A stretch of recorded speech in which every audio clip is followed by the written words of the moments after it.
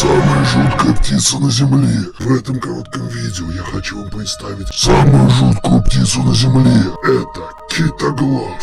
Птица очень крупная, размером в 1,5 метра. Размах крыльев же достигает 2,5. Можете не бояться, если вы, конечно, не житель Африки. Именно там китоглав и водится. Почему же эта птица такая жуткая? Просто посмотрите на эти фотографии.